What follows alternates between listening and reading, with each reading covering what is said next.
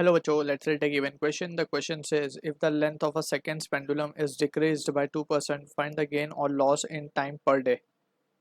So simple pendulum concept we need to understand. So as a key concept we can say about the simple pendulum, हम लिख सकते हैं कि जो time period of oscillation है उसका जो simple pendulum it is given by the expression 2 pi under root L by G.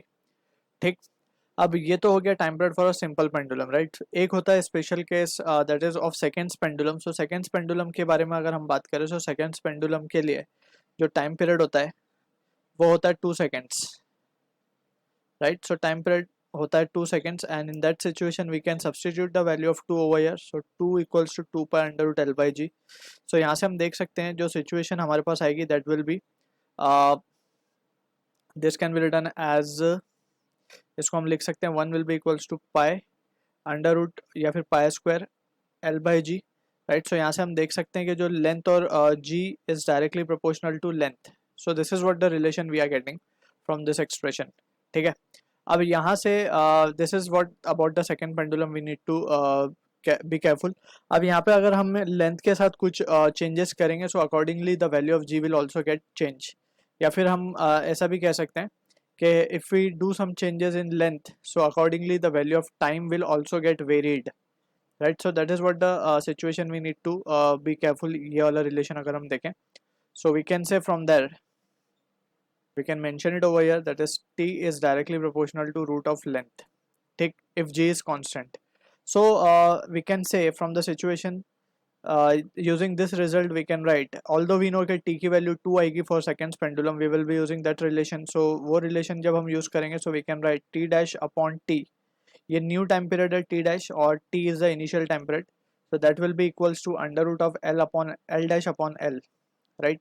अब हमें यहाँ पे बोला गया है कि जो सेकेंड पेंडुलम है उसकी लेंथ को हमने डिक्रीज किया बाय 2%.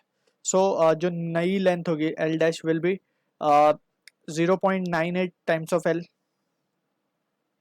राइट, क्योंकि 2% मीन्स हमें इसको सब्ट्रैक्ट करना पड़ेगा L माइनस ऑफ 0.02 L, तो ये मिलेगा 0.98 L. ठीक है, so this is we have done over here. So we can substitute this value. So ये रिजल्ट आएगा हमारे पास 0.98 L upon L. So finally यहाँ से हम देख सकते हैं जो रिजल्ट हमारे पास आएगा टी डैश का t dash upon T that comes out to be L तो कैंसिल हो जाएगा. 0.98 का अगर हम रूट लेंगे तो it comes out to be 0.99. ठीक है, सो हमें पता लगाना है कि टाइम पीरियड में क्या फर्क पड़ने वाला है. So we can see accordingly we can see कि लेंथ हम कम करेंगे तो टाइम पीरियड क्या होगा, टाइम पीरियड भी कम होना चाहिए. सो लेट्स चेक कि क्या हो रहा है. अगर हम यहाँ पे -1 दोनों साइड पे -1 लगा दें सो we can say in that situation ये वैल्यू हमारे पास क्या आ जाएगी. This can be written as t dash minus of t upon t and that will be equals to ये वैल्यू हो जाएगी हमारे पास माइनस ऑफ 0.01. ठीक है ना. अब यहाँ से वी कैन सी के time period for second pendulum is what 2 seconds. So t minus of t dash minus of t will be equals to minus of 0.02 seconds हो जाएगा. या बेसिकली हम इसको ऐसा समझ सकते हैं कि यहाँ पे नेगेटिव साइन तो ये शो कर रहा है कि टाइम पीरियड कम होने वाला है.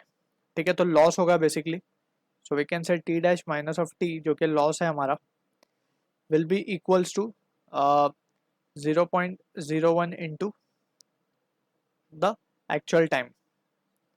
ठीक है, and with a negative sign यहाँ पे हम शो कर सकते हैं. सो यहाँ से हम देख सकते हैं कि जो ओरिजिनल टाइम पीरियड से 0.01 सेकेंड कम हो जाएगा basically, right. So that is what the meaning of year is. So हम बेटर वो टी को हम यहाँ पे रख देते हैं टू अवॉइड एनी कन्फ्यूजन. ठीक है, so from this we can see हमें लॉस तो पता चल गया है. नेगेटिव साइन की वजह से यहाँ पे हमें समझ में आ रहा है कि लॉस होने वाला है. अब एक दिन में कितना लॉस होगा that is what the question we need to find. So in one day there are 24 into 3600 seconds, so that will be equals to 86,400 seconds. ठीक, और हर सेकेंड में कितना लॉस हो रहा है हमें 0.01 का. So we can say therefore total loss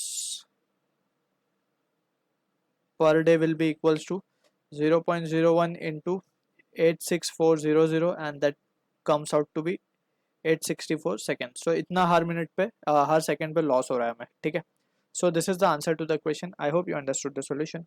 All the best.